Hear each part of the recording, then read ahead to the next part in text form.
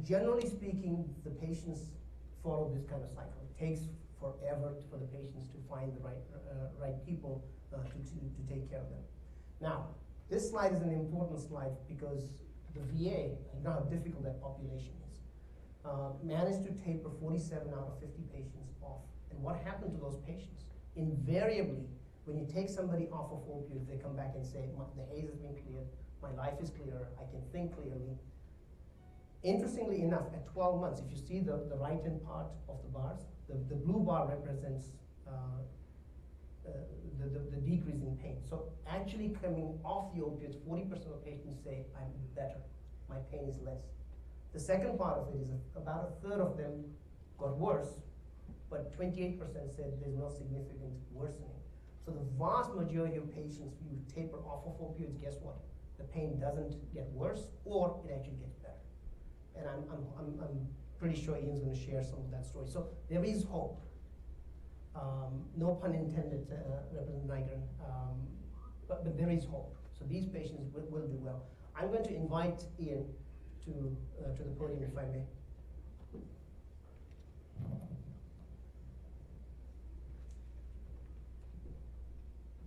So Ian, can you tell us a little bit about your journey? Well, I got hurt in September 6, 2005. I was 24 years old. Went to get MRI done, and they started me off with just plain Vicodin.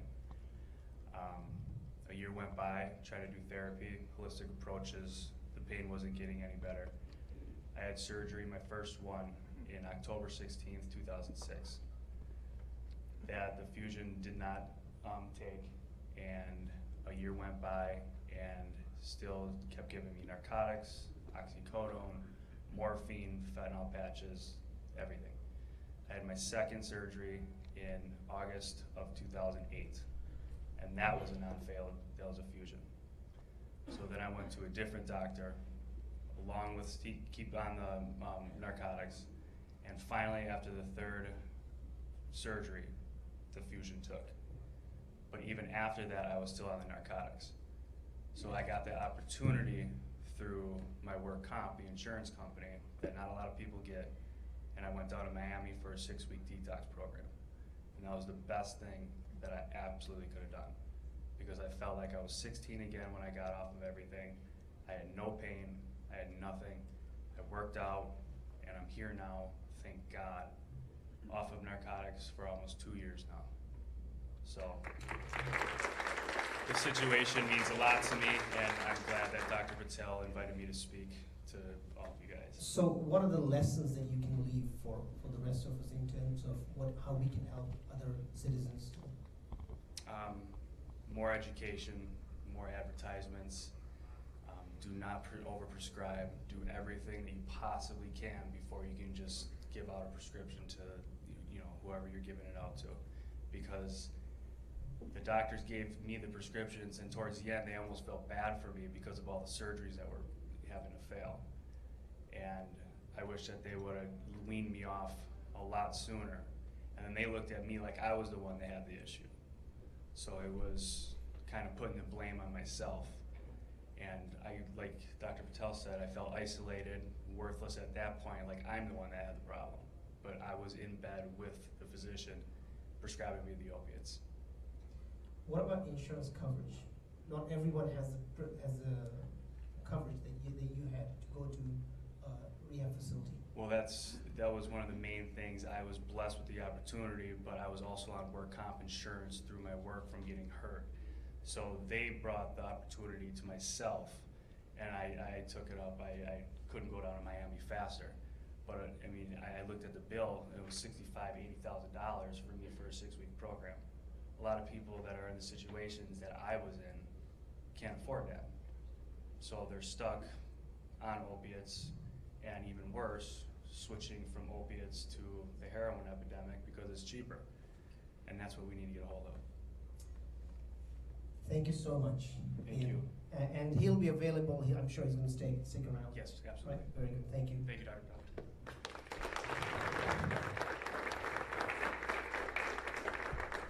Next, we have Kathy Frederico from the DEA. She is the lady in charge of education. Essentially, hopefully she's going to tell us a little bit about what's going on in that area.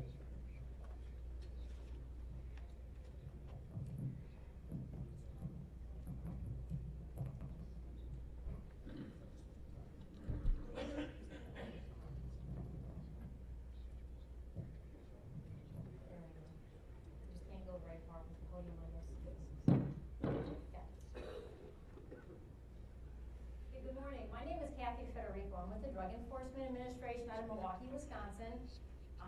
I've been a diversion investigator here in Wisconsin since 1988, and now I supervise two groups, one in Milwaukee and one out in Madison.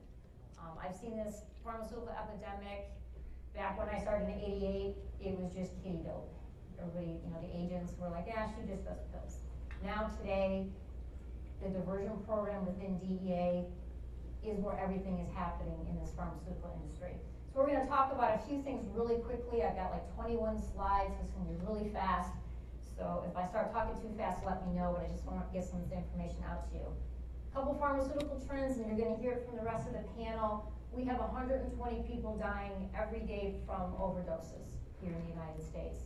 Half of those are from prescription opiates. And what's even scarier to me is we have 2,500 high school students that are starting on prescription pills and trying it for the first time to get high. When I get to the next slide, this is what I think is very alarming. You take the different drugs that we use in our society. Take a look at the last one. 40% of the people that are using opiates, prescription opiates that are prescribed to them by physicians or they take on the street, are 40 times more likely to start on heroin, to get on heroin. So you take those 2,500 kids, and 40% are more likely to start on heroin, you've got your next generation of heroin users coming up. So that's where we have to stop this problem. This took me by surprise in my world within DEA, the Diversion Control Program, that I'll explain a little bit about what we do within DEA. We work a lot of doctors that overprescribe. We have a lot of cases against pharmacists that divert out of their pharmacy, practitioners and doctors that get addicted and do things to get those drugs that they're not supposed to do. We work a lot of those cases. So when I came across this statistic up here, I kind of had to take a step back and rethink what we were doing. 70% of the drugs that are getting out of the street, the pharmaceuticals, are coming from friends and relatives. That surprised me. So with that being said, this is one of the reasons why we are here today. We are trying to stop this flow from even getting out there, take back, and we'll talk about that in a little bit. But I just wanted to bring that number to you because that's a lot of pills that are coming from our medicine cabinets that we're being prescribed by our doctors for usually legitimate purposes. Everybody talks about this cycle of addiction. To me, it's not a cycle of addiction. It's more of a progression. I don't hear that many stories of people going from hydrocodone to oxy to heroin, and then going back to hydrocodone. I don't see that happening. I don't know if any of you guys do. So to me, it's more of a progression that happens, and this is a progression that we're seeing across the country and here in Wisconsin. You have a group of individuals that get hooked on oxycodone products, starting with hydrocodone typically. Law enforcement, healthcare providers, the PDMPs that are in place. All of these things are happening, and it decreases that supply of oxy that's out there on the street. So what happens? Supply and demand, economics. People are going to start using heroin, and we start overdosing. And just this morning we were talking about this. When people don't have their heroin, the next thing they seem to be going to is methamphetamine.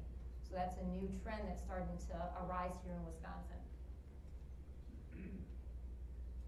This is the world. Globally, we use 99% of the hydrocodone that's created globally, and we only have roughly 5% of the world's population. So we like our opiates here in the United States. Oxycodone, 80%.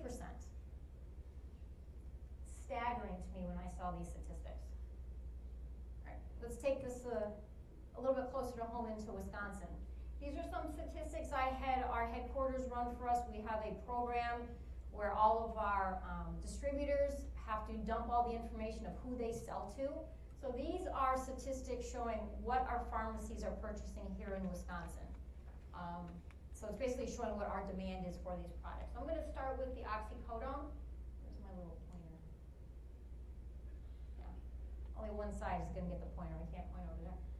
Okay, what these are from 2011 to 2015, the yearly totals of how many dosage units of Oxycontin that was purchased from the pharmacies around our state. So as you can see, it's been a little bit up and down. This one here, do you guys know why 2013 dropped? That's when they switched to opiates, isn't it? They did that in 2010, and so that was a little bit of the drop that we had here in 2011. That was a big drop here. PDMP came into place. June 2013 became active, and it collected information from January 1st of 2013. We were so happy to get that program, and I know we've got some other panel members that are going to be talking about it. Because we were one of the last states that got the PDMP. So we were way behind the 8 ball on that one. So what happened was the prescribing of opiates dropped. And I will tell you, as a real quick aside, and I don't want to get too far into this, when that PDMP started, we were getting prescriptions, stacks of prescriptions every day that were getting refused by pharmacies across the state of Wisconsin. They were sending them to us saying, denied, it was either a forgery, or the person was doctor shopping, and they were stacks and stacks and stacks. And I thought to myself, I know we have legitimate users that are using oxycodone, but the amounts that were getting denied at the pharmacies were being falsified, and doctor shoppers or practitioner shopping was staggering to me. So this dropped. And now it's kind of easing its way back up again. Not really sure why, but it's coming back up again. Okay. We won't spend too much on that. It depicts some of the information of where our hotspots are in Wisconsin for oxycodone products. I wrote some stats down. I remember them here while I'm doing this. We are above average, above the national average in what we purchase here in Wisconsin per 100,000 people. So we are 27% above the national average for Oxy in this state. We're very different than the rest of the United States. The rest of the United States likes our hydrocodone more than we do. We like our Oxy, and I do believe that has to do with we were one of the last states to get our PDMP, so we're lagging a little bit behind on how much oxycodone that we're purchasing. So these hotspots that are in dark blue, those counties are 60% above the national average for purchasing oxycodone. There's a couple of I just got these in April, middle of April. So there's a couple places. Adams County is really always high for oxycodone. Jackson County is a new one.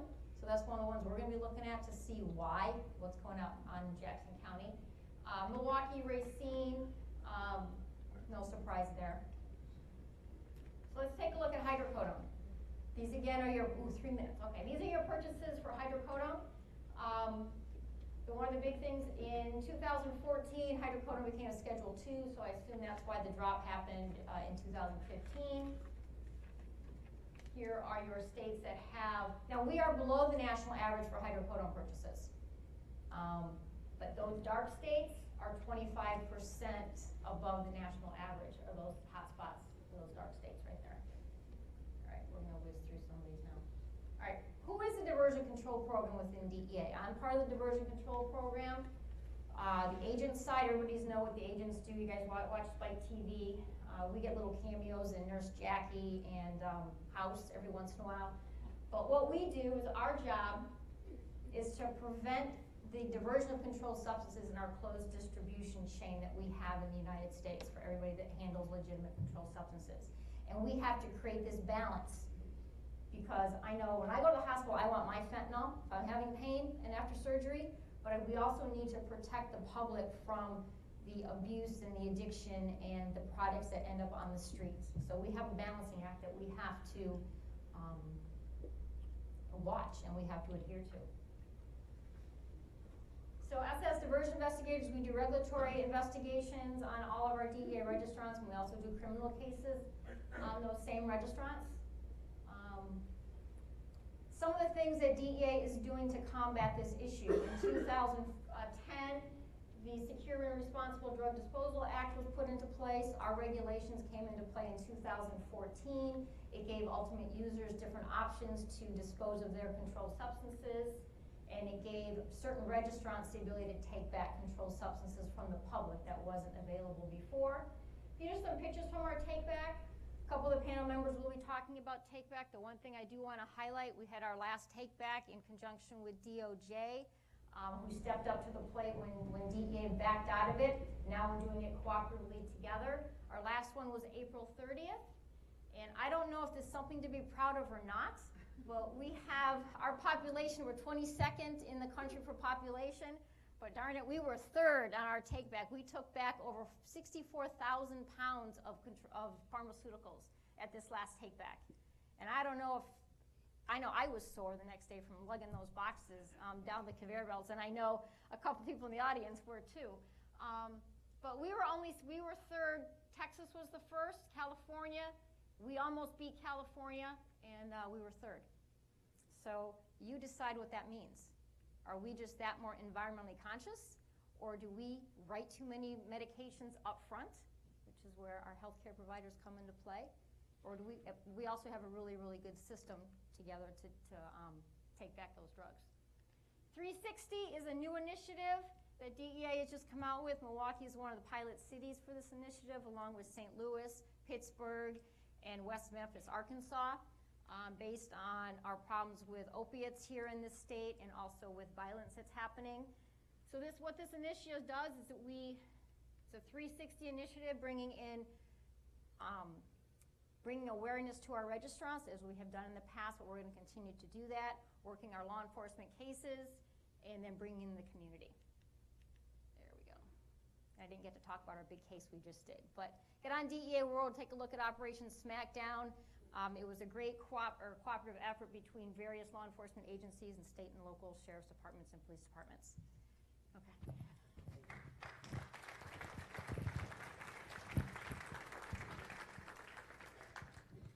The main takeaway, Kathy, is prevention. Decrease the availability. And yes, as you decrease the supply, there's going to be a transient increase in heroin and deaths related to heroin. But it's a good thing that we're number 3. The reason it's good is because, guess what? We're heading the effort. Yes, and I right? think, Yeah. Sorry, that's the big takeaway, I think, is educating our practitioners, our healthcare providers, to in turn educate our patients about the dangers of these products. I'm very confident that you'll see a big drop again because of the CDC guidelines. So hopefully if we get down to the 60s as opposed to 102,000 for Oxycodone, we will see probably a decrease in deaths as well, probably in a year or 2. And again, it comes still if balancing what the patient needs versus addiction, people that are abusing and addicted to the medication. So it's finding a balance, and I don't want to put it on a certain number, but it's finding that balance. Well, CDC has done that for you. They put the number of 50 milligrams equivalent of morphine. Thank you. Again, thank you, Kathy. Next, we have our Attorney General, Brad Schimel. He has actually headed much of the initiative from the legislative part, along with Representative Nygren, and he has been a former attorney as well as a policeman, I understand. District attorney, and so I'm looking forward to some comments from you, sir.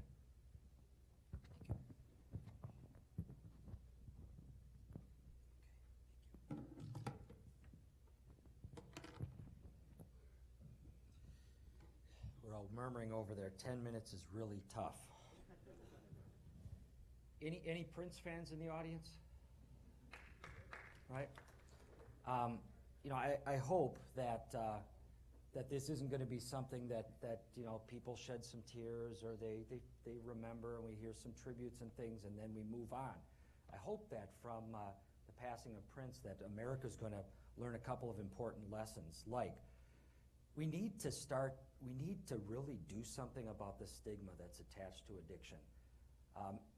You know, people don't seek help, and when you have a person who's so admired as him, who has so many friends, so many fans, so many people that would do anything, and they think so highly of him, and yet he didn't get the help he needed, and perhaps it was because he was afraid of the judgment that people would cast on him, that he's of low moral character, or it's some other weakness on his behalf. Imagine that for any person. We need to change that stigma, and I hope that somewhere out of this we can start to make some progress on that. I served on the Addiction Resource Council Board of Directors in Waukesha County back in the 1990s, over 20 years ago, and our mission statement was reduce the stigma attached to addiction. Have we made much progress? No, and it's time. If any good thing comes from this opiate epidemic, and you really have to reach to try to find something good to come from this, maybe the one good thing that could come from this is that we start to recognize that addiction can affect anybody, and it's a disease. We wouldn't look at a person with diabetes or leukemia and say they deserve to suffer or die because they have that disease. And yet it's pretty easy to look the other way when people suffer and die from struggling with addiction. I hope that we learn that lesson from the passing of Prince. I hope we also learn that no one's immune. If it can affect someone like him, how do any of us think that we're immune from this? And I'm glad that it wasn't heroin. I'm glad that it was a prescription narcotic, because that is an important message for us all to know, is that we need to be talking about the prescription narcotics. Heroin is later in the process. So we're working at DOJ, and you know, as district attorney in Waukesha County, when we started seeing dozens of opiate overdose deaths in Waukesha County every year, we went after this as a law enforcement problem. We were going to arrest the bad guys, we were going to shut down drug houses, we were going to do all those things. Well, it didn't work out that well for a number of reasons. One of the reasons is drug houses look a lot like this now, and it's not this phone exactly, but a throwaway phone, and they'll come meet you in a fast food restaurant parking lot or a gas station parking lot with your drugs, or it's a kid at high school sharing prescriptions they stole from their parents or their grandparents with friends, or selling them to friends. It was a whole different world, and we quickly realized too, with the volume of people. You know, in Wisconsin, we have this was a 2013 number, by the way, over 163,000 people abusing opiates in some manner in our state. You are not going to arrest your way out of a problem like that. So we came to recognize those things. We also came to recognize with those numbers that treatment was in big trouble too, because with that many, we can't hope to reach but a fraction of those people with our treatment resources.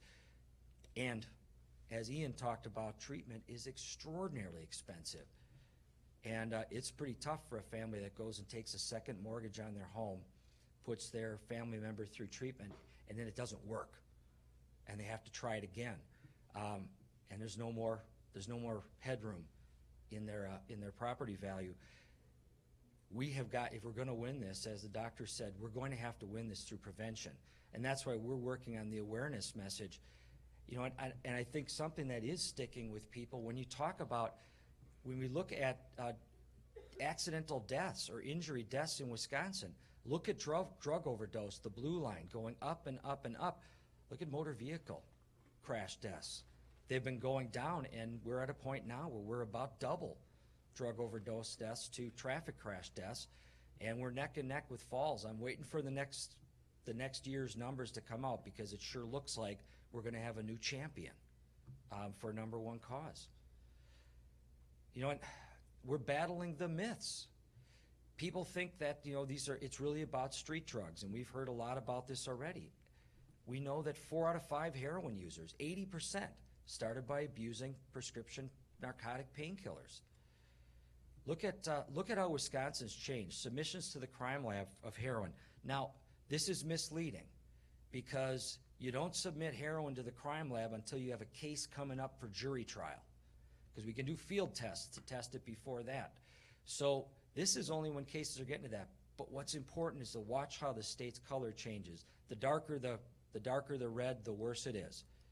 So I'm gonna jump 2 years ahead at a time. Look at this one, 2 years later. Look at Marinette County. Representative Nygren will talk about why that's a dark red county.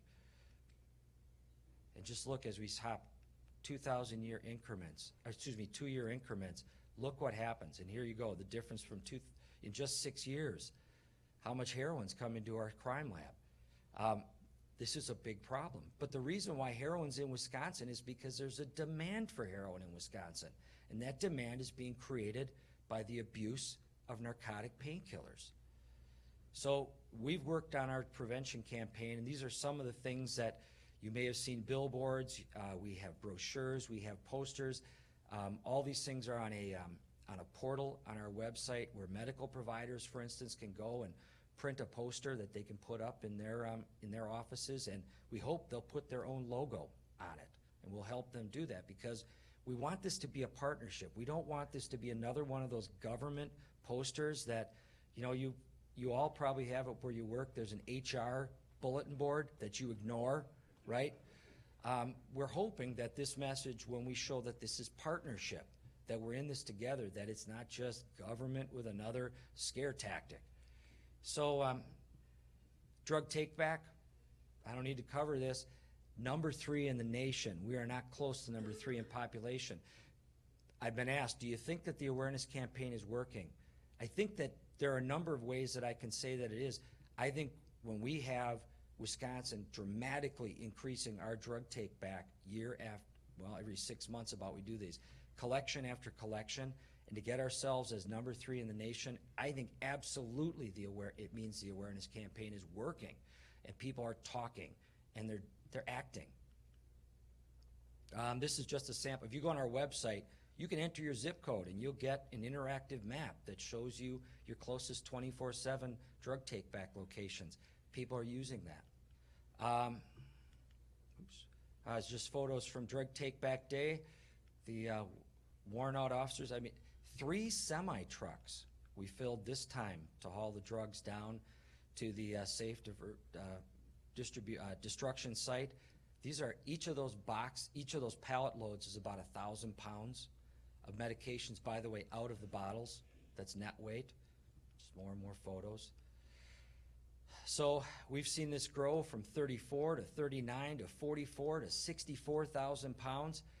And frankly, based on what law enforcement tells me, we have no reason to think those numbers are going to go down, which is great news.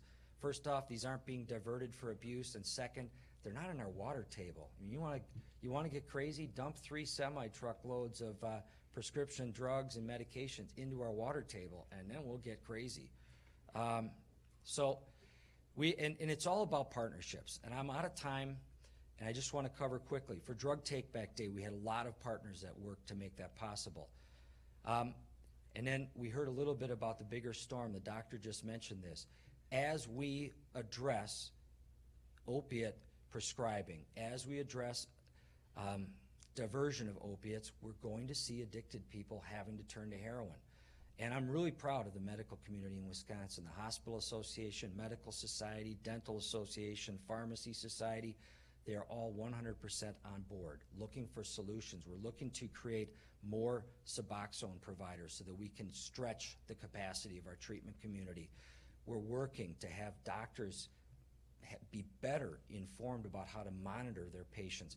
We're working with the employment community to have them help be a place where we can intervene earlier, where we can help identify someone struggling with addiction earlier in this progression that Ms. Federico talked about, so that we have a better chance of treatment being effective.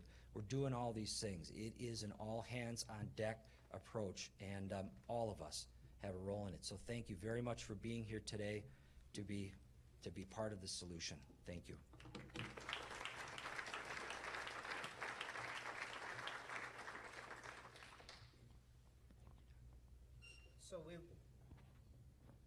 So we've heard a very practical, pragmatic approach so far. Kathy from the DEA suggested a balanced approach. Everyone is, is obviously passionate about what we do, but the fact that compassion needs to be brought in is something that Brad basically also mentioned. And there is no one more compassionate that I know of than the next speaker, Arthur. He was actually in charge. He's an attorney who's been in charge of the state medical board's attorney functions. Now he's in private practice, but we worked together for the best part of the last 20, 25 years to try to help address the problem, and he's going to enlighten us. Well, I hope.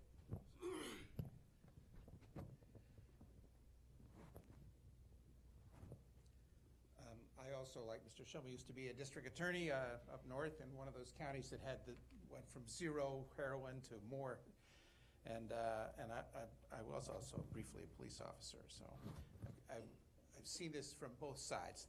Now, thank you. So for 24 years, I was one of several medical examining board prosecutors, and I handled scores of cases involving overprescribing. And I have an hour-long talk called "How Not to Meet Me Professionally," which I'm happy to come give to grand rounds or practices. Just give me a call. The slides are on your flash drive. We all know why we're here. Physicians, and the board sees physicians, and I do want to say that I no longer work for the board and I don't speak for them officially, so I can give you their history and I can try to predict the future. Predicting the future is hazardous at best. Please keep that in mind. For at least 25 years, there are basically 4 groups of physicians that we've dealt with who've had problems with controlled substances, prescribing or otherwise. First of all, they're out of date. Second of all, they're sick themselves in some way, maybe physically, mentally, or from substance abuse. A very, very tiny group are just flat out dishonest. I really only encountered one who I felt fell into this category. He was just using his license as a tool to make money by prescribing. Most of the physicians that I dealt with over the years were just duped. Now, frankly, everybody's going to get duped at some point in his career or her career. I myself have been duped. What a surprise. So being duped is not the problem. Being repeatedly duped is the problem. So we'll try to talk a little bit about that too. Now the medical board philosophy over the past 25 years that I've been associated with it and since is that they do support adequate pain relief for patients, because that's why patients come to doctors. They hurt and they want relief. And you should never fear to treat pain, including with controlled substances if they're medically indicated. But at the same time, you have a license, a public license, and a DEA registration, and you have a part to play in the preserving of the public's health by preventing controlled substance diversion. Now, in cancer and other terminal cases, hospice cases, nobody's ever been prosecuted by the board for overprescribing, and I don't think that anybody ever will be. But in non-terminal cases, what the board looks for is, are you improving the patient's function? And what do we look for in a chart, or what does the board look for? Well, are you actually, is an adequate description of the pain charted? And there are some mnemonic devices you can use to help you with this. Is there an appropriate history and physical? Are prior records or contact with the previous provider, are they in the chart? And are there appropriate studies where they're indicated? Everybody has degenerative back changes, but if an MRI is indicated, then it should be there. Is there an actual diagnosis? I've seen charts, I swear, where the only diagnosis is pain. Pain is the diagnosis. Pain? The diagnosis? I don't think that's an adequate diagnosis, and the board certainly doesn't. And finally, are you charting an improvement in the patient's function? It can just be in the activities of daily living. They don't have to be occupational in nature. But just decreasing pain for its own sake, that's not a functional objective. And this is the CDC guidelines, and the board's been looking for it for 25 years. Are alternatives to opioids attempted and the results charted? If you refer the patient, did you get a report? And what's it say? And are you following the advice? And if not, why not? Are you using the med sheet to see that patient isn't constantly coming in early and ending up at the end of the year with an extra month's supply?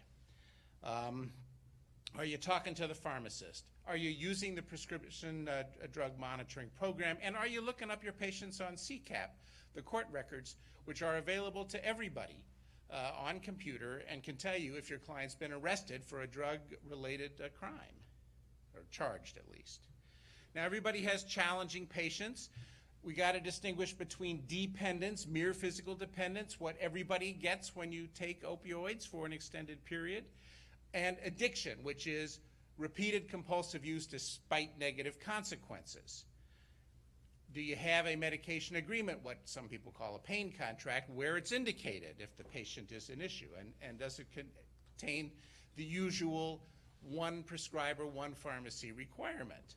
Well, maybe it's a little less important to do that now that we have the PDMP, but it still should be an expectation of your practice. Nothing wrong with just prescribing a week at a time and seeing how it goes and then having the patient back in. There's no law that says every prescription has to be for a full month's supply. And in fact, that is part of the problem. All right. Recommendations. Does anybody know the 3 most important factors in real estate? What are they? Look, so what are the 3 most important factors in these types of cases? Document, document, and document. Documentation will save you or it will sink you. Let it save you. All right, everybody has this patient in your practice. How many providers do we have here? People with prescribing privileges. Okay. You've seen this patient in your practice? Everybody will have it. Well-dressed, well-groomed, once more. What are you going to do? Now, I am not a believer that every flag is red. Every flag is not red. The dog story, the dog ate my prescription, that's a red flag. Do dogs eat pills? Have you ever tried to give your dog a pill? How did that work for you? Do you think there's something delicious about opioids to canines? Not a chance. That's a red flag. The toilet story. I dropped it in the toilet. Do you ever hear the story about your heart medication, blood pressure medication? No. Are toilets magnetic to opioids? I mean, this is ridiculous. Red flag. It was stolen. It does happen. Between red and yellow, maybe orangish. But the other ones, hoarding, dose escalation, there are other reasons for this. There are yellow flags. Use of marijuana. How are you going to handle that? A tough medical call. Cocaine, red flag. All right. We all want this, the early bullshit test. Not yet FDA approved. What do you have to have? What does the medical board expect of you? They expect you to have an adequate index of suspicion, what I like to call a healthy skepticism. You are taught to believe the patient. Law enforcement is taught, no, they're lying to you. You start from different places, but we accept that you start by believing the patient. That doesn't mean that the patient's always right or has the right to self-prescribe. If he could self-prescribe, he wouldn't need you. So you have to ask yourself, is the patient using drugs to live a life, or is he just living his life to use drugs? I know life isn't always that black and white.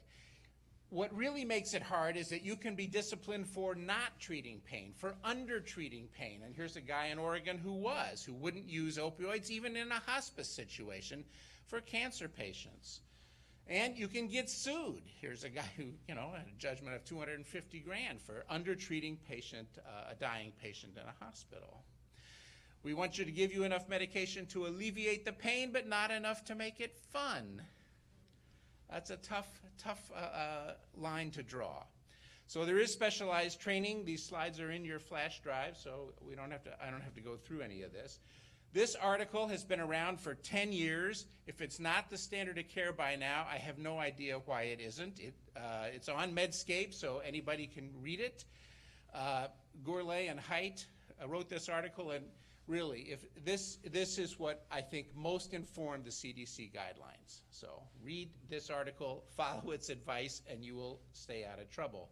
There are other prescribing resources. the CDC guidelines. The medical board is writing its own guidelines, which I think actually will just refer you to the CDC. And then there are a couple of good books, and the Federation of State Medical Board is a leader in this area. You remember these days?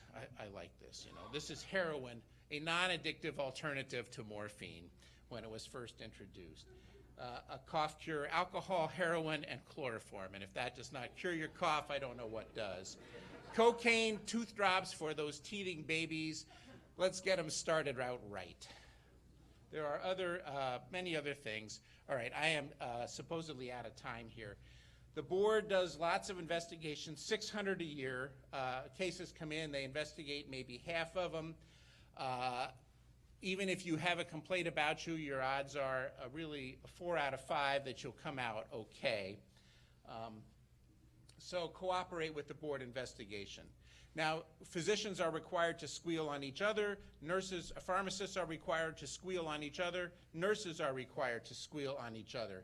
Nobody's required to squeal on other professions, but you're allowed to, and you have complete immunity if you see something wrong or you think somebody is actually impaired.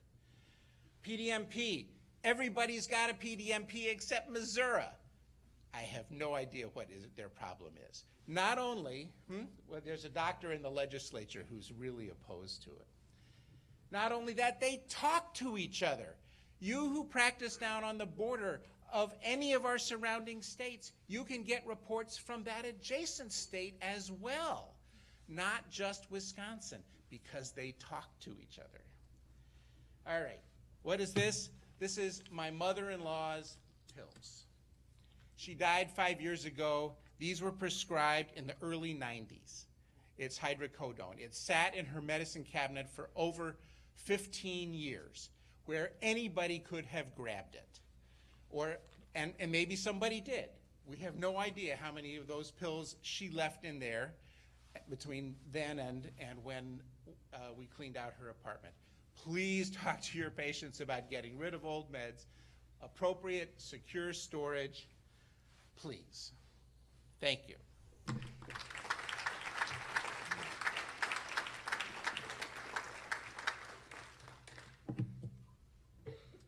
Before I introduce our next speaker, I'd like the Attorney General, the DEA lady, Kathy, and Arthur to think about 2 issues, because I'm going to bring up these questions.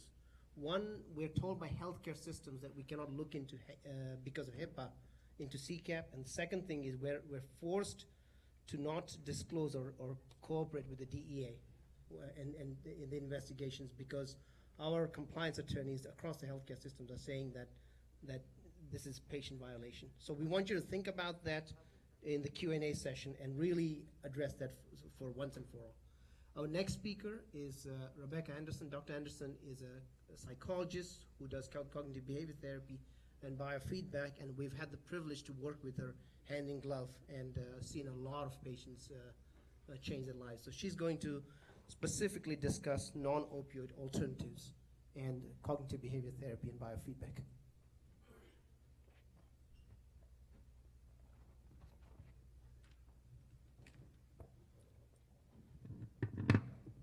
Can you hear me with this one? Okay. Thank you for inviting me to be here today. I'm going to talk about 2 primary areas. First, and fairly briefly, opiate and treatments for opiate addiction. And then I'm going to talk about behavioral medicine's role and the types of treatments that are available to patients from a non-opiate, a non-procedure perspective for dealing with chronic pain. So AODA treatments involve everything from an inpatient detox, which our guest shared, and it sounds like he had a very comprehensive program. A detox, as most of you know, is relatively brief, can be accomplished in anywhere from about 2 to 5 days, and usually requires hospitalization so that the patient is comfortable during the period of the detox. To be a really effective program, it should be followed by an aftercare program. And an aftercare program could involve something such as an inpatient aftercare program, an intensive outpatient aftercare program, which involves a partial hospitalization where the patient doesn't sleep at the facility any longer, but they travel to the facility on a daily basis or every other day for a period of 3 to possibly 6 hours a day. And at that point, they're engaging in individual therapy, group therapy, and other treatment modalities to assist them in their recovery. And then there's the individual therapy, which is typically recommended following the intensive outpatient program, and that involves individual counseling either with a psychiatrist, psychologist, counselor, or ideally with someone specifically trained in alcohol and drug issues. And then for follow-up and long-term maintenance, there are programs such as AA, NA, Smart Recovery, and a variety of other programs that allow the patient to have continued support in their journey to remain free of drug use. So there are a number of integrative approaches in pain management in the area of mental health, and they can be very successful. In fact, I can tell you I'm privileged to be able to engage in these types of practices with my patients on a daily basis, and I've seen amazing results. The literature is also very supportive of these approaches, and they've been empirically proven to be successful. Cognitive behavioral therapy is the mainstay of the behavioral medicine approach for dealing with chronic pain. And I'll talk a little bit more specifically about that in just a moment. We also do a lot of guided imagery, hypnosis, and mindfulness in working with pain patients and find that to be an extremely successful program. We work on lifestyle enhancement and balance. So my goal when I see a patient is to make them more functional, to figure out how to get them out of their pain and back into their life. And even if their pain level, as someone pointed out earlier today, doesn't decrease, if they're more functional and they're more engaged in their life and they're going to their children's soccer games and playing with their grandchildren, then they're better. So we'll take that. We use a lot of heart rate variability biofeedback in our practice, and there are a number of biofeedback modalities with excellent results. Also, with the age of technology, we're finding a great deal of application for the use of apps. Addressing nutrition and diet is important in giving balance and treating the pain patient, as is exercise and movement. And I really can't stress the importance of movement enough. I've stopped talking about encouraging exercise because that word sometimes has a negative connotation. So I ask patients how much they're moving and try to get them moving a little bit more. Managing stress is a very important factor because living in chronic pain is a stressor in and of itself, but it doesn't occur in a vacuum. People who have chronic pain also have life events. They have naughty teenagers and aging parents and stressful jobs and all other kinds of difficulties that we as human beings face. Then sleep enhancement, improving sleep, getting the patient who suffers from chronic pain to get a good night's sleep is huge. And there are a lot of behavioral medicine approaches that are very effective in dealing with this. Then there are such programs or treatments as acupuncture, massage, and chiropractic treatment.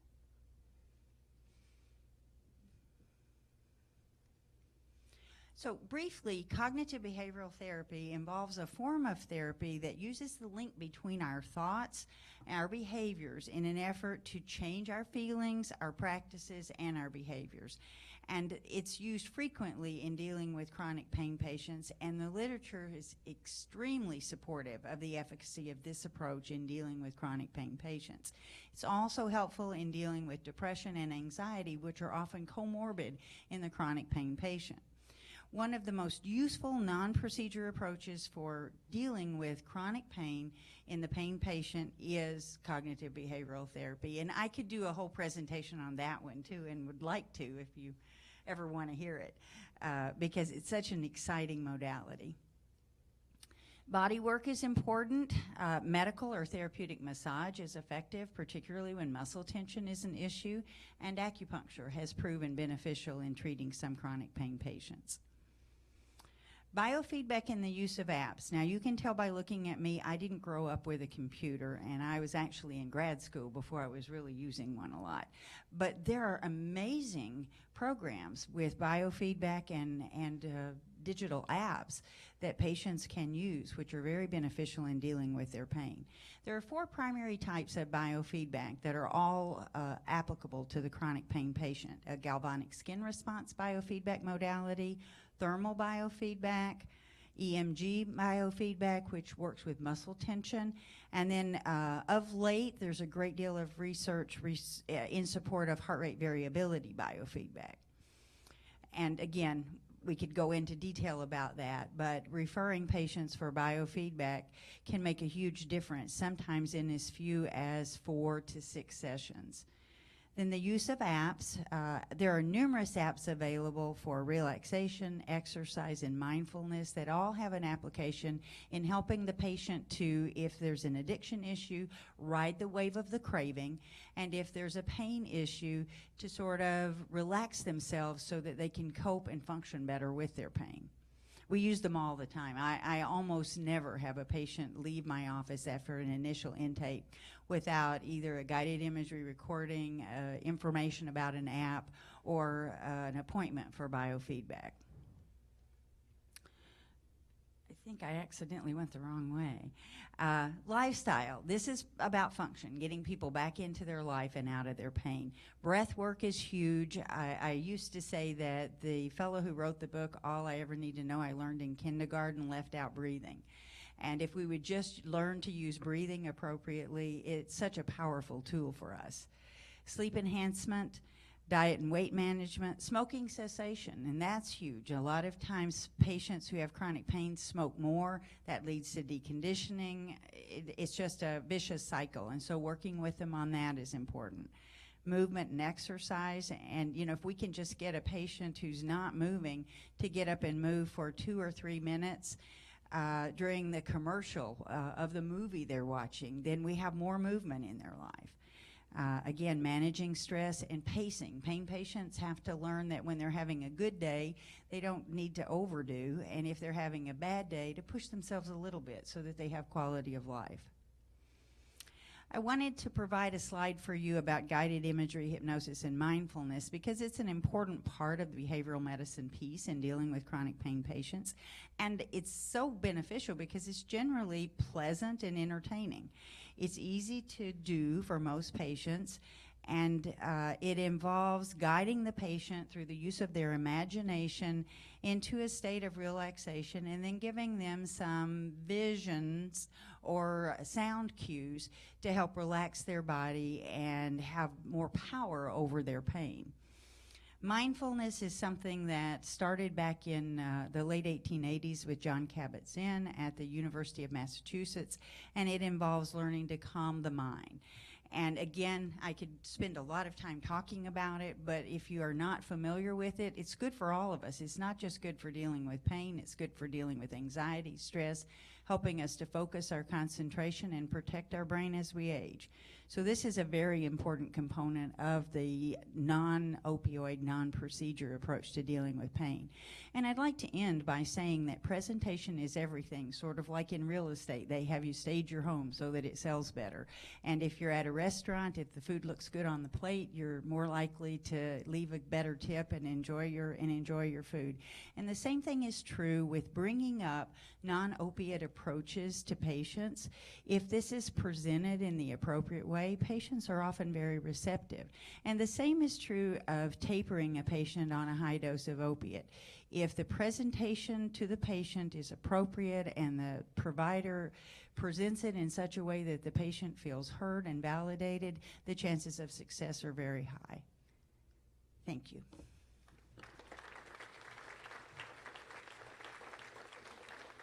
So we started off talking about which mic's working. We started off talking about the scale of the problem, and then we're briefly moving towards solutions. One solution from the clinical perspective is biofeedback cognitive behavior therapy, but legislatively, what are the long-term solutions? And our next speaker is going to address that, and then I'll come back and give my presentation. So Representative Nygren has an amazing story. It's a personal story. I met him about 6 years ago in Oconto Falls, and I was very touched, very, very touched with that thing, and he has really taken the initiative to move us in the right direction. Thank you. Thank you. Well, good morning. 10 minutes for an elected official, that takes us that long to say hello half the time, but we'll do our best. So we actually have some slides, but this looks more like what I used to open my car. Okay. Normally they start off with slides dealing with statistics. I think we've been through the statistics enough to understand what the problem looks like in our state. I'm going to focus more on what it looks like from a personal side and what legislatively we have been doing to counter the challenges that we face. Okay. Somebody else controlling these? Okay. So, growing up in Wisconsin, born in Marinette, Wisconsin, 1964, date myself for you, 52 years old. I looked at the community I grew up in as pretty much Main Street, Wisconsin. And population 12,000, a place where you didn't lock your doors at night, and actually basically the neighbor moms took just as much care of you as your own mom did, and that's just the type of community I grew up in. Well, little did I believe that, as I became a parent, that my hometown would become a heroin town as identified by the Wall Street Journal, but it did. And that was a reality that me as a parent, me as a part of a family, began to have to address. So, as I said, the statistics, typically growing up in the 70s and 80s, heroin was something that you saw in the movies. Rock stars were doing heroin, dark alleys, bad people, not beautiful, not young, people with a bright future ahead of them, but that's not what the reality became in my community. Next slide, please. So once again, looking at statistics, I think we all identified earlier speakers identified the spike, and these are actually national statistics. Next slide, please. So once again, the slide on the left is ER visits, dealing with heroin-related emergency visits. The slide on the right was mentioned earlier, but these are the statistics. I think early on we all kind of identified the heroin and opiate issue in Wisconsin as a young person problem. Especially for those of us who have young people that were affected, that was our reality. But when you look at actually the statistics in 2014, yes, there is a significant a spike in the 25 to 29 age group, but you can see there's actually issues in pretty much every single demographic in our state. Next slide, please. So, prior to getting to the HOPE agenda and what we did, there's typically a slide in here where I tell kind of my story, and it's not really my story, it's actually my daughter Cassie's story. Cassie was born in 1989 on Valentine's Day. Beautiful little girl, did have some challenges growing up, including her mom and I divorcing when she was about 3 years old, as well as what we didn't know at the time, but later discovered at the time of treatment, was that she was sexually assaulted when she was 12 years old. And that actually kind of makes a lot of sense for us, and those of you that might have some perspective with addiction know there's a lot of people that are actually seeking to hide cover up other pains in their life through addiction.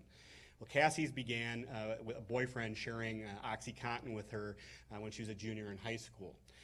We actually had a doctor in Menominee, Michigan, right across the river. We talked about border issues earlier, that was actually selling prescriptions for Oxycodone. He actually, so that created a supply on the street. He actually went to federal prison somewhere in the late 2000s for 3 years, lost his medical license, but unfortunately had created a huge percentage of our young people that were actually addicted to Oxycontin. When the supply went away, heroin dealers were more than willing to come into our community and fill that void. It also kind of corresponded right around the same time that Oxycontin reformulated into abuse deterrent or abuse resistant.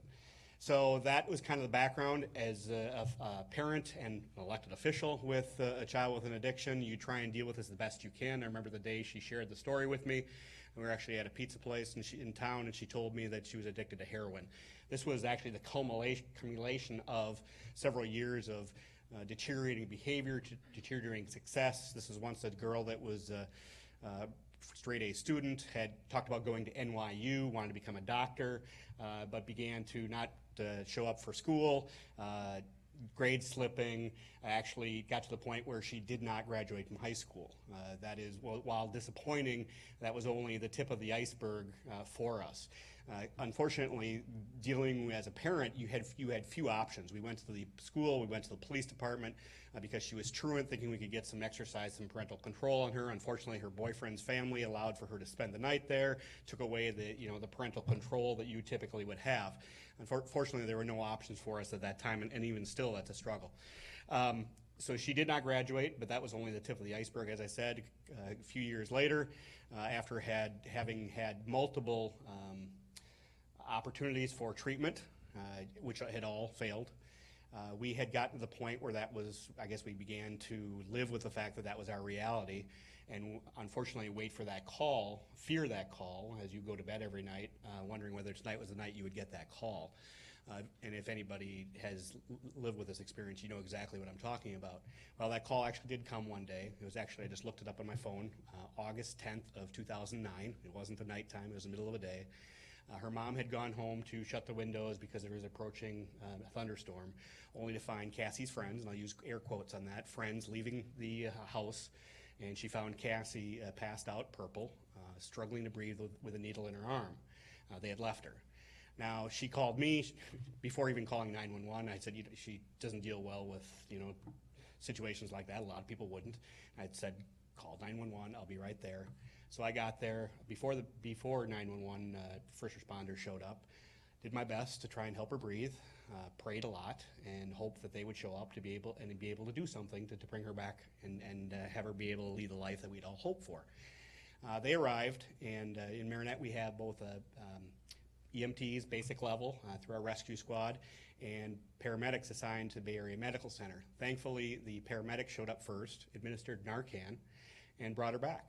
And that began her, what is now about a 6-year experience with the correction system, in and out through many failed treatment opportunities for her. And unfortunately, I report today that I still struggle with that nighttime phone call, or that phone call that might come at any point in time, because she still struggles today. But that began our journey into what to do from a legislative standpoint. Didn't come easy. I met Cassie at the Union Grove Women's Facility, dressed in prison orange. That was a difficult experience, but over a couple of visits, began to get to the point where through her communications with me and interactions with other young people there, she finally said to me, Dad, there's a lot of young girls here that have a similar story to me, that should have been in college today, that should have been talking about starting their career, starting a family, not faced with prison time. Is there anything you could do? As an elected official, when she overdosed and got sentenced to prison, ended up on the front page of my local newspaper, rightfully so. But it was something we dealt with privately. And for a number of years, that was our reality, until we got to the point where you read the obituaries in the newspaper and realize that the constituents that I represent are facing the same problem that I was. So we introduced the HOPE Agenda. The HOPE Agenda has been broken into 2 sessions, and I want to point one thing out. There's actually an error in the bio for me. Actually, none of these pieces of legislation were passed in the budget. And there was a reason for that, because budgets typically tend to be political documents. I have colleagues from both sides of the aisle that are here. There has been 17 pieces of legislation that have all passed unanimously, and through both sides of the aisle support. So I think that's an important distinction.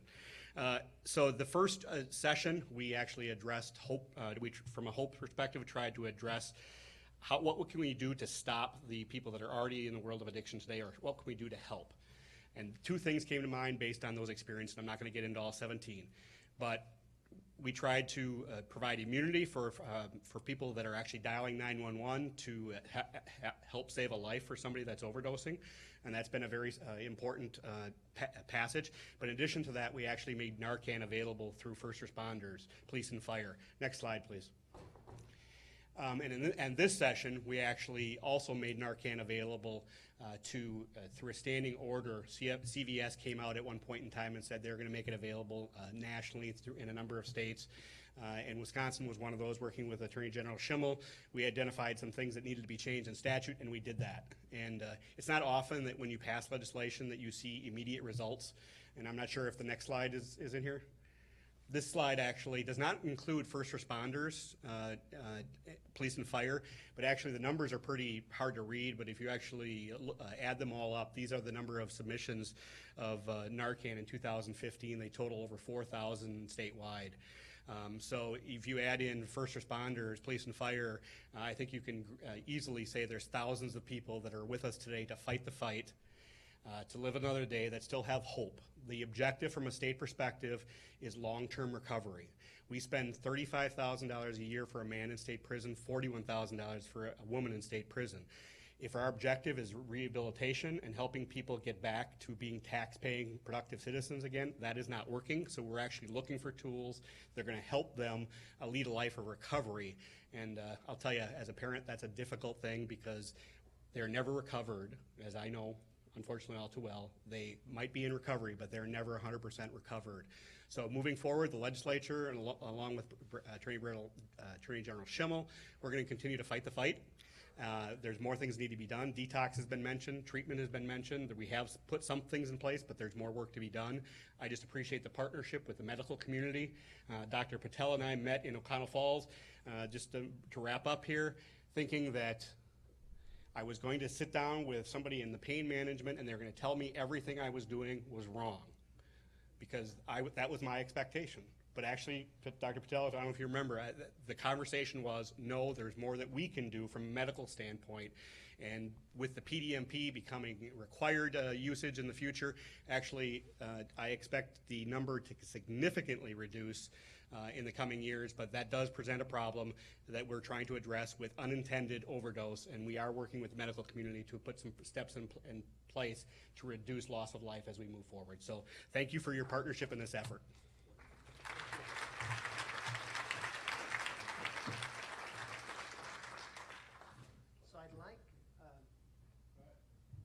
So I'd like you guys to think about two things. Access. Ian, with his story, mentioned access. The CDC guidelines say that anybody who's at risk of overdose and death should have prescription of Narcan, and you teach the family members how to. Unfortunately, 90% of those prescriptions that we've written for Narcan for the family members to use are being rejected by insurance company. So that's the first thing. Second thing is programs such as the one that Ian went to. We have a program similar to that in Oconto Mohawk and at the medical college. Access to those programs is also an issue. So from a legislative perspective, how do we address that going forwards is something that I'll come back to you and ask a question on, if that's okay. And again, thank you for your passion, and you have really taken this in the right direction for all of the U.S. citizens. Thank you again, Representative Nygren. I'm going to probably spend no more than 5 minutes on my part of the talk. We're going to offer some non-opioid alternatives. As the medical community, we're looking towards a comprehensive approach. From a legislative perspective, it's also a comprehensive approach that they're looking at. So may I have my slides, please?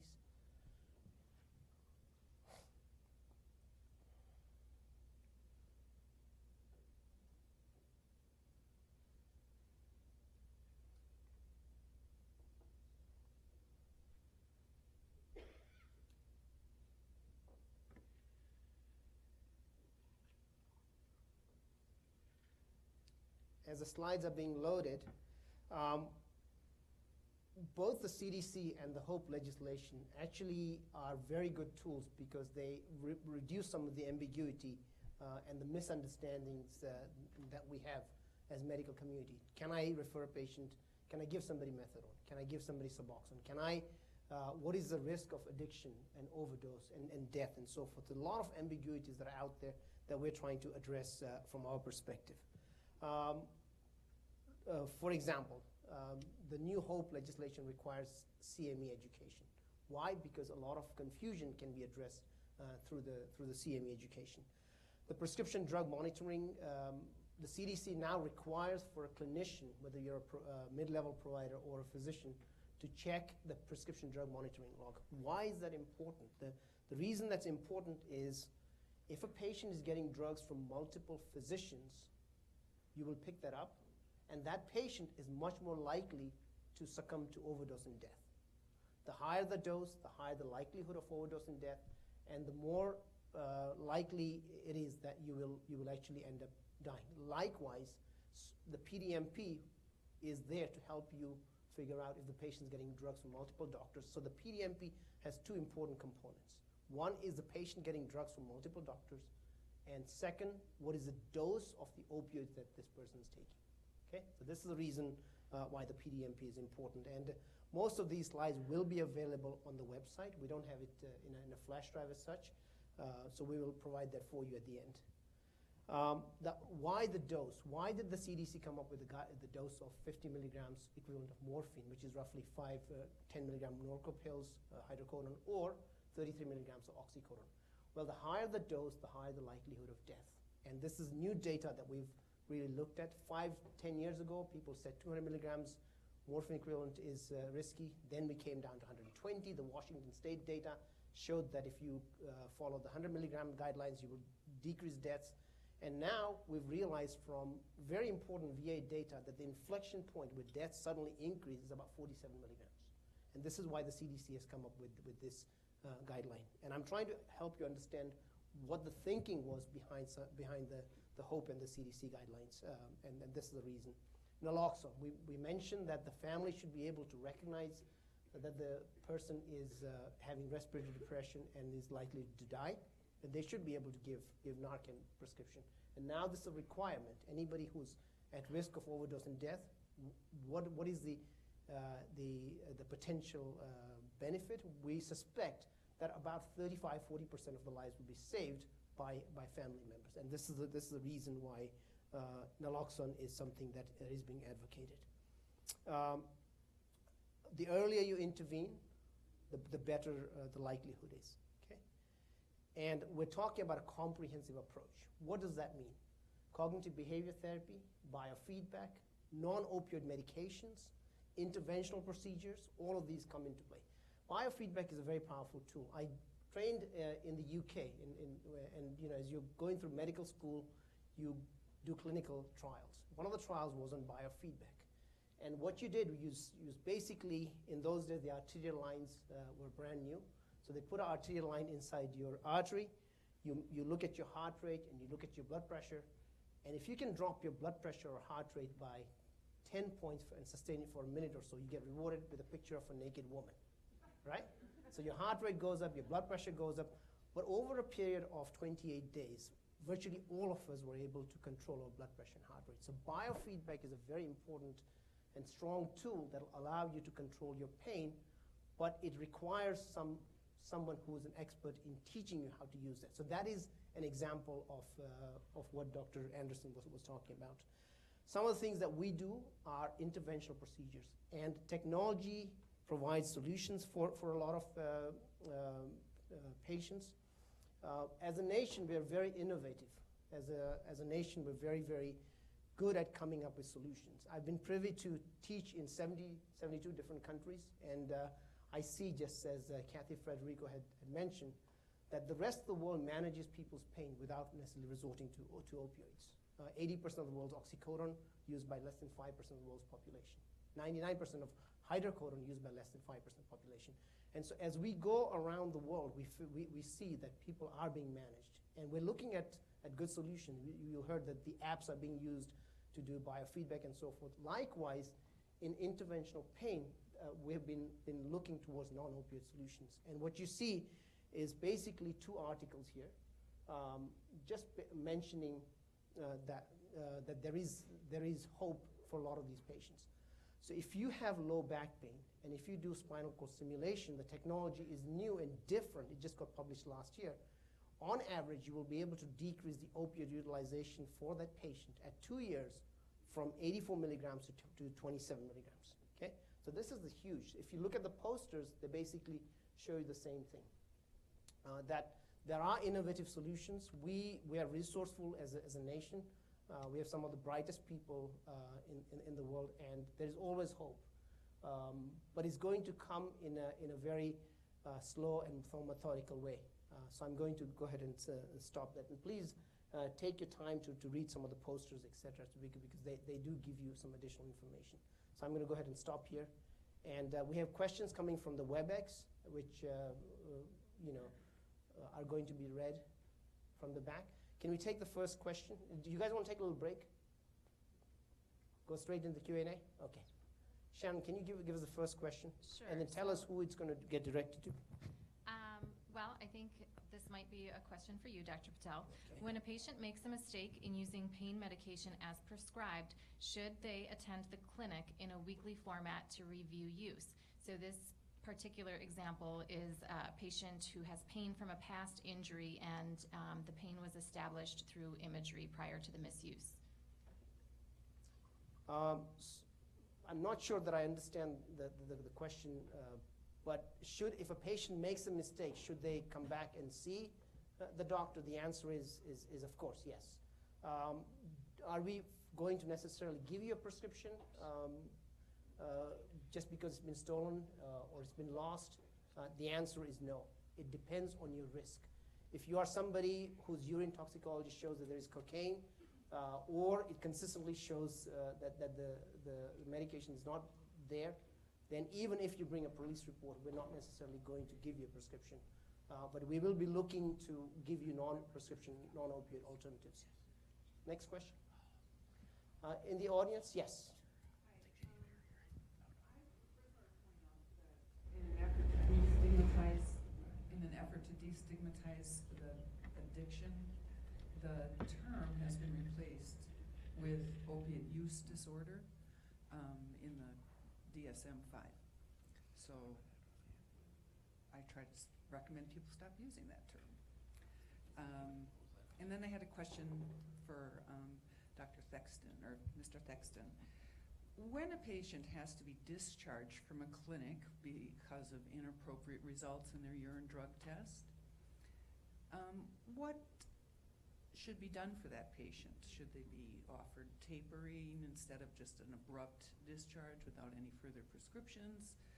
Should they be referred to treatment, or any other suggestions or requirements on the part of a doctor? Okay, well, I see that story all the time. sure. And I want to say that the first thing to emphasize is that violation of the pain agreement or an inappropriate urine drug screen result does not mean that you have to discharge the patient. And I really offloading your problems onto other practitioners is not in the long term in the best interest of public health. So do consider other options. If people can't manage opioids, then try another medication. I myself am a chronic pain patient, and for me it's gabapentin and NSAIDs, and so there are many other treatments, and I think that they should be offered. Now, if you have a patient that you're going to discharge for other reasons, I think that including but not limited to inappropriate drug screen result, what you do depends on what the result was. If the result is that the patient is not taking the medication that you've prescribed, then why would you give him a tapering dose? He's obviously tapered himself. So it would depend. Normally you give a 30-day letter and say you'll provide emergency treatment, and then he's on his own. And yes, you would absolutely refer him for treatment. The new CDC guidelines actually tell you that if, for example, if you are suspicious that the patient is selling the drugs, or if the patient consistently does not have the medication that you're prescribing in the urine, you do not need to taper them anymore. Again, this is some of the ambiguity that we've had historically. So the CDC guidelines, and we have decks of slides prepared. Happy to send them out to anybody who wants to use them for the greater good. So you do not need to taper them. Our conversation typically at advanced pain management is, love to take care of you as a patient. Unfortunately, we cannot give narcotics, but here are the other options. Rarely do we discharge a patient. The word discharge could potentially come back to you as abandonment. And really, what are you doing in terms of the greater good for the citizens of Wisconsin as well as for your patient if you discharge the patient? So I concur with you in that we probably shouldn't be discharging. We should be giving them alternative. The problem comes many times. Access is a problem. Insurance authorization, etc., precludes the use of some of these other treatments. Next question. may I have you address the CCAP question and the HIPAA violation, Brad and Kathy? I can't imagine why a medical provider would not be permitted to check CCAP. It's a public website, and there are certain things you should not use CCAP for, like not employing someone, but for purposes of knowing that your patient may have been arrested for charged with some drug violation, you certainly should know that if you're going to provide them comprehensive treatment that takes into account their whole picture. And what about the question of, for example, if I am suspicious that the patient is selling the drugs, to inform either the Attorney General or the DEA or the local sheriff? Now, it's important for everyone to hear this message. Do not ignore the advice of your risk management professionals. They do this for a reason, and they're trained at it, so pay attention closely to their advice and follow it. However, the HIPAA regulations, they have specific exceptions for illegal activity, that you may cooperate with law enforcement when you have reason to believe there's illegal activity being conducted. Kathy? Yes, AG Chairman was exactly right. Under certain situations for law enforcement, you are exempt from, and you can provide information to law enforcement, and you're HIPAA exempt. For DEA, we are in a different kind of a category because the Drug Enforcement Administration is both law enforcement and regulatory oversight. So by statute, we are exempt from HIPAA. And from time to time, we do come across registrants, specifically various pharmacies, hospitals, and larger healthcare systems that challenge us on our requests. And what we do is we work with the U.S. Attorney's Office and with our regional counsel in Chicago to work through those. But in the end, we typically get our information because we are HIPAA exempt. We just have to, we have some hoops to jump through with the attorneys to explain why we are. Representative Nygren, can we bake this into our legislation so that this kind of concern is not raised downstream? Hope 3. Yeah. I just had a meeting with the Department of Safety and Professional Services to actually give me a run through of what the new PDMP will look like. And this is actually a conversation that came up during that discussion. Integration with both CCAP and with medical records. And actually, from my understanding, that's not so much on our side with the PDMP, it's actually the providers of the medical records, whether it be, what's the one in Madison area? Epic, or what other vendors are out there. Them integrating into the PDMP is the bigger challenge, but these are topics that have been discussed, yes. Thank you. Questions from the audience? Yes, sir. I have more of a statement. There's a phone, there's a microphone, sorry. I'm double boarded in pain management and anesthesiology. I'm also an addictionologist. I've been practicing for more than 20 years in Wisconsin. I feel that Wisconsin is not doing enough for the doctors. I think a lot of doctors are practicing in fear. We feel as pain management doctors, the ones that write prescriptions, I'm not talking about just interventional. I mean, I do interventional too, but what happens a lot of times, the insurance company won't cover interventional techniques. They won't even cover MRIs. They won't cover certain medications. So as a physician, as a provider, I sort of feel that Wisconsin is very behind in supporting the doctors. I want to know what they can do. Is there a hotline that doctors can call and say, look, this is a situation, what should I do in this situation? Because there's not a day that goes by that I don't kick out 3 or 4 people out of my clinic. Every day. Patients lie. They are very good at lying. A lot of times what happens is that... Did you know that a patient lying to a doctor in an effort to get drugs is a criminal offense in Wisconsin? And you know, that is something that, because it's a crime and committed on the premises, that's something you can report to the police if you choose to do so. But family practitioners, internal medicine doctors, OB doctors, surgeons do not want to prescribe. What they do now is usually what they'll do is they'll start patients on opioids, non-opioids, and then they get spun out of control, and then they tell them to go to a pain clinic. ERs don't prescribe. They tell their patients, go back to your pain doctor. When you are a pain physician, not all pain physicians are equal.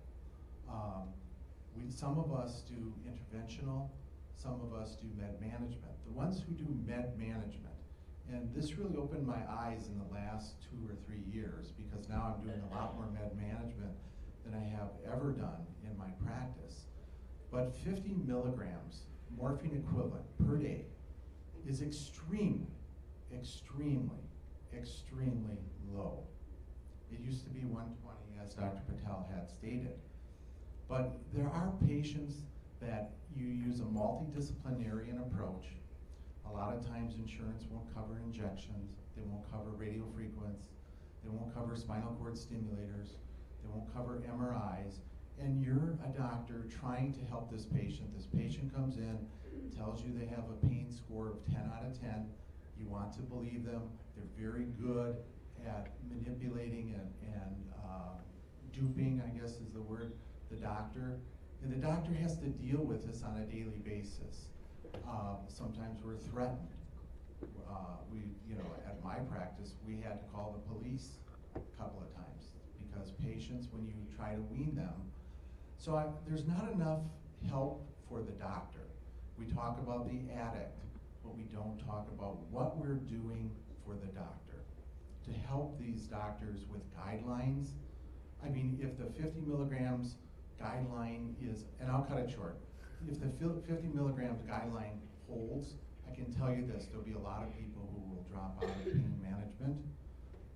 There will be an increase in heroin use. There will be an increase in marijuana use. Because people will still try to treat their pain. I mean, there are people who need narcotics. We do everything else. We use physical therapy. They fail that. We use all the other techniques. In the interest of time, I'm going to cut you there. Please go ahead. I'll start. So we have made every effort to, as I mentioned in my comments, make this a partnership, not government telling doctors how to lead their practice, how to treat your patients. Matter of fact, there's nothing punitive whatsoever in any legislation that has passed. Zero. And we took great effort to do that. And there's people that believe we should put punitive steps in place, like with the requirement of the use of the PDMP. But we didn't do that because we thought that you having the tool would be the most important piece of the puzzle, not the punitive side of it. So, I mean, is there more we can do? I think the CME and other things moving forward will be helpful, but I'm willing to listen. But actually, I would take some objection to what you're saying. Actually, Wisconsin has gone out of its way to not be punitive to doctors and to look at this as a partnership rather than a punishment. I think he was not focused so much on the punitive aspects, but he was focused on not having ability to send patients and treat them appropriately. You're talking about from an insurance standpoint? Yes. Wow.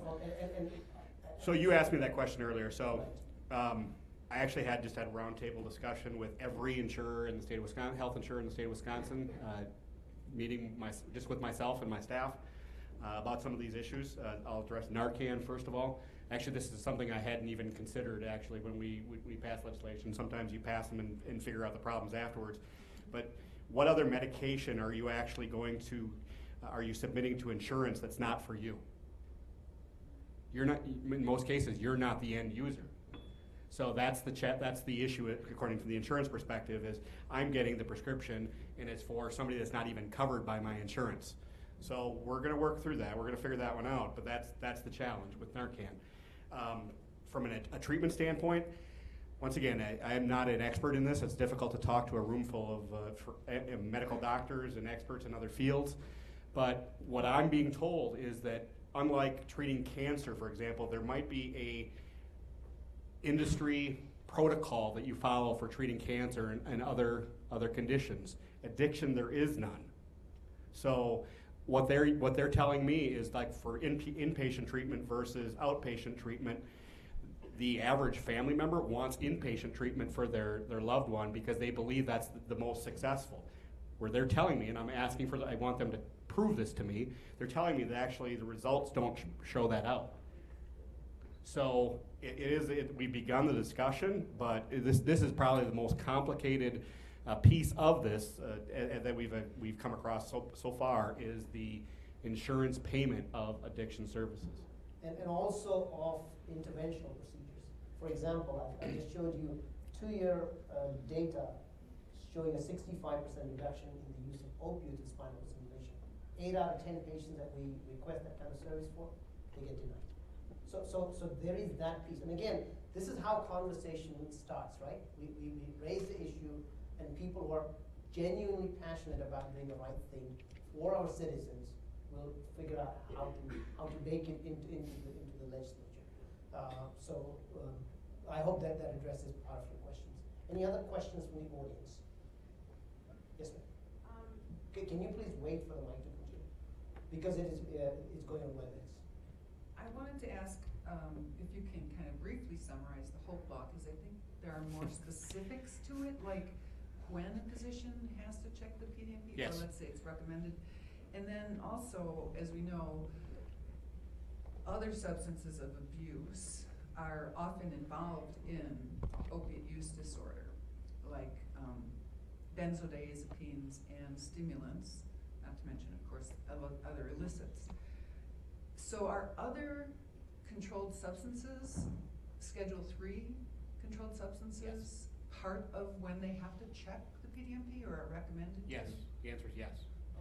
So the requirement, so this was passed actually the PDMP was passed in 2010, went, I believe, completely live in 2013, as was discussed earlier.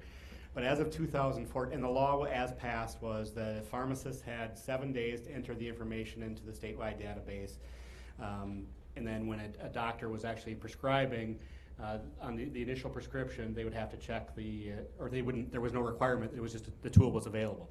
So as of August of 2014, I can tell you the pharmacists were entering the information within 7 days, but only 14% of doctors statewide were utilizing the PDMP. So that's kind of a problem. And to the DEA, that actually seeing that significant drop, even though only 14% of the docs were utilizing it, is amazing. And my guess is the reason it spiked back up again is because they figured out that not everybody was using it, so that the pill seekers were still, going back to their old behaviors.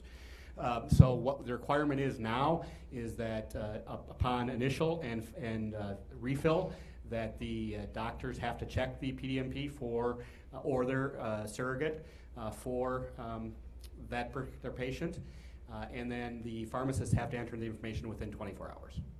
So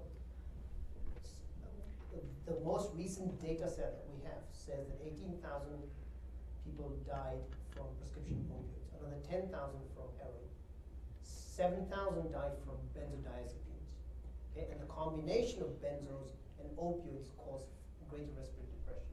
So that's the rationale, the medical rationale behind. I do want to point one thing out. It is actually not live. The requirement is not required until April of 2017, and the reason was once again that the dialogue with the medical community over and over again, and as I listened to people, they said it's not user-friendly on the current system, and we're actually completely rebuilding it. It'll be very user-friendly. You'll have basically you sign in, you'll have a dashboard that shows your statistics based on your specialty versus others in your specialty. So you'll have a good understanding of where your prescribing habits lie compared to your colleagues. So from the state perspective, it may not be required till next year? It is not required use until April from the 2017. CDC, from the CDC perspective, as of March 16th, you're required to check the PDMP. So hopefully the federal initiative will help you along the way. And anybody who wants the CDC guidelines, I'm happy to send these decks out. Really, we've put so much effort. Good 1,000 hours plus have gone into creating these tools so that you as primary care doctors can implement these guidelines. We have Jonathan Gelfman, Dr. Cook, who spent hours and hours trying to clean this out for wider use. So hopefully that will Well, also help. Dr. There's a- Patel, yes. I do want to point out that the CDC doesn't have the authority to force doctors to do anything, but the medical board pays attention to the CDC guidelines, and they will expect doctors to comply with them or to have a good reason why they're not. So there was one line that we insisted went into the CDC guidelines, that these are guidelines, they're not prescriptive. And so, yes, while they're guidelines, and while we expect everyone to adopt them, we didn't want this to be a standard that's basically flows through some legal channels down the road. So hopefully that addresses your concern as well. There's a question from the WebEx. Yes, so this question says, I have great concern with recent governing rules that require, quote, establishing and maintaining an institutional pain performance improvement plan is a joint commission requirement, end quote, and associating this with a scorecard on the hospital's performance. Can you address this concern?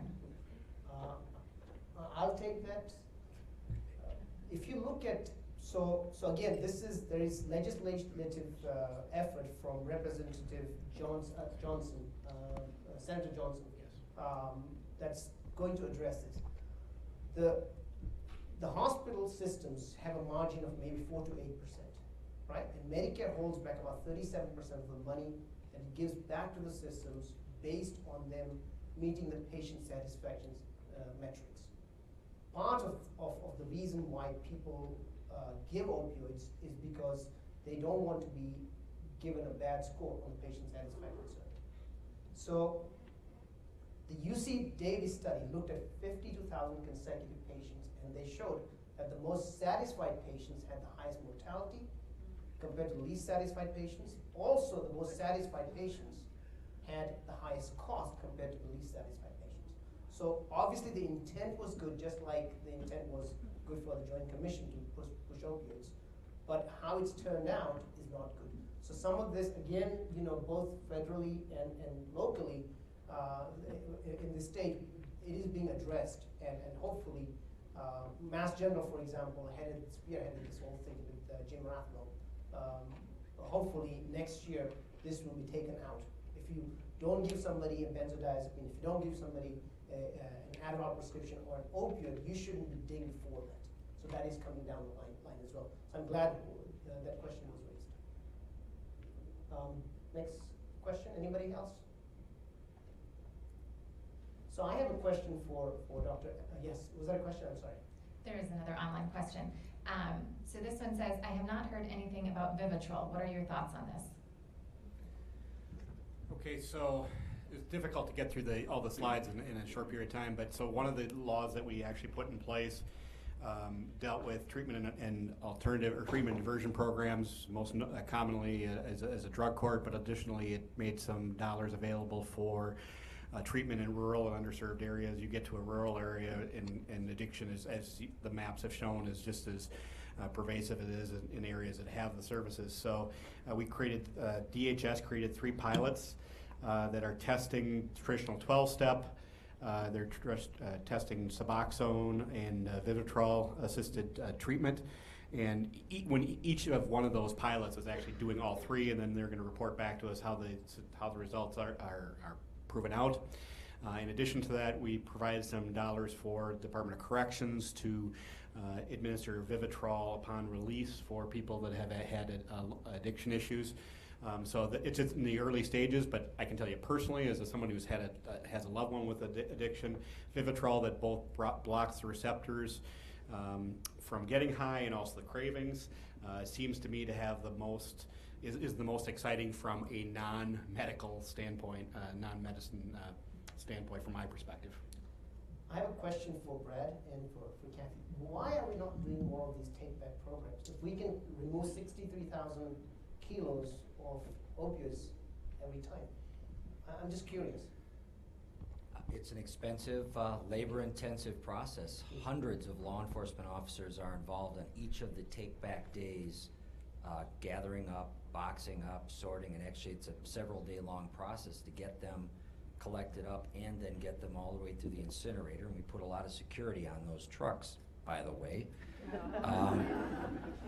But we don't need to have, the take-back days are a chance for us to to have a lot of PR about the activity, but frankly, there are about 250 law enforcement agencies in Wisconsin right now that have 24/7 medication return units. They don't ask any questions. We prefer if you take your medications and pour them into a Ziploc bag and put them in without any identifying information, because it saves us a step. We don't have to open the container and empty them and then figure out what to do with the empty containers. So ultimately, most of the drugs that are coming to the drug take-back days have been collected day after day in the law enforcement agencies and being stored. We may go to a third drug take-back day every year, but that is just simply based on the need to help law enforcement empty their inventory, their property inventory rooms faster, because they are filling up. So there's actually a national pharmacy that is actually collecting 24 hours, 7 days a week in other states, and actually I'm working with them to try and get them to do that in Wisconsin so that it doesn't have to be law enforcement. Actually, it could be a collection right at the pharmacy. Yeah, Walgreen is starting. I didn't want to mention the name, but but Wisconsin is one of the states. We're actually pitting two of the big pharmacy giants against each other. One was talking about a mail-back program, another one was talking about putting medication return units in their pharmacies, and we've got them kind of trying to outdo each other right now. We'll see how high we can get the pot here on this, but I do. That's going to be another option down the road as well. There are logistical challenges with the medications being returned to pharmacies that aren't as simple as having go to a law enforcement agency. And we're talking about collective solutions. So at the end of this year, CVS, Walgreens, and Walmart will have Narcan available over the counter. Just something else that's happening that you folks. I believe Aurora Pharmacies in the state of Wisconsin has agreed to that as well. Yeah, and I think over time everybody will jump on. But between now and then, we're having struggles with prescriptions being filled. $1,700 for Evisio, for example, is something that a patient didn't want to pay out of his own pocket, or her pocket. Yes. $1,700. That's what one of my patients told me last night. So I know there's actually joint bipartisan effort at the federal level looking into why the cost had gone up, but at the time we originally made it available, I think it was $20 to $25 per injection. When demand increases, so will price. So the laws of economics apply. So. Kathy, you had something? No, I was just agreeing with the Vivitrol. Okay, very good. Okay, so time is up. We're going to end the whole presentation with a single case of another patient who's in the audience. Angela is here. Can we play Angela's video? And again, thank you everyone for coming together. It's been a wonderful presentation from each one of you. And I know you guys have a busy schedule and you have 1,000 other demands on your time, so sincerely appreciate you coming and highlighting this problem and offering some very good potential solutions. So thank you again.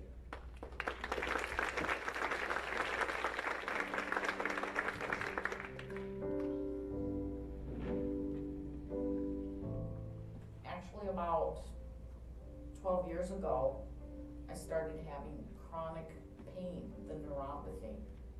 And my doctor at the time started me on a medication called gabapentin, anti-inflammatory. It worked for a while, but then they slowly had to increase it. And I ended up in a wheelchair. And that was one of the hardest things in my life, where I started giving up hope. And the pain just wouldn't go away. Oh, the pain clinic adds morphine sulfate to it. And I'm like, how am I gonna go on? The neurologist just shook their heads and said no, and actually said, you're a drug addict. You've been on the oxy and the morphine for, at that point, 3 years. And I said, no, I've never abused it. They said, yes, you are, and you're getting off it. And they wouldn't fill it.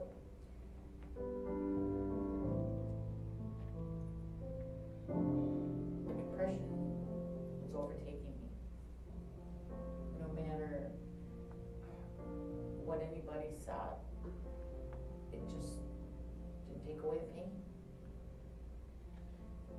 And I was giving up. And part of me knew that was wrong, but the other part was, I can't live with this. I actually held in my hand my medication bottles. And at that point, I wanted to drink my soda and take all the pills.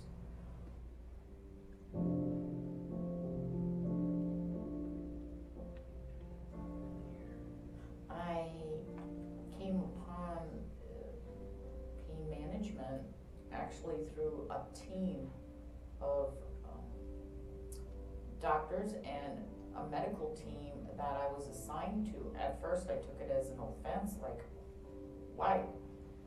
But my doctor at Encircle felt I would benefit more from a team. I met with the nurse first, and she told me about this device, neural stimulator implant, but it's a long process to get approved, and I hope other people can go through what I did. It takes patience, perseverance. When you've got a team like Cynthia, Dr. Cook, and Dr. Patel, who all really care and work with you, anything is possible. I'm a walking, talking machine now.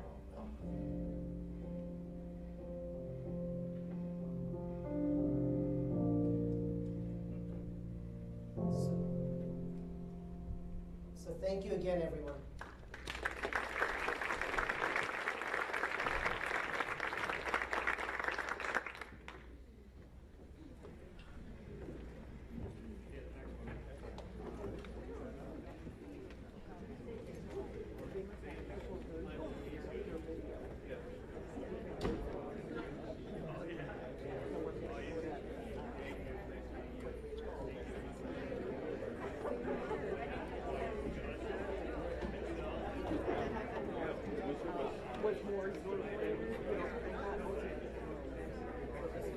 I was just thinking, I was like, little tiny part of me was like, are we?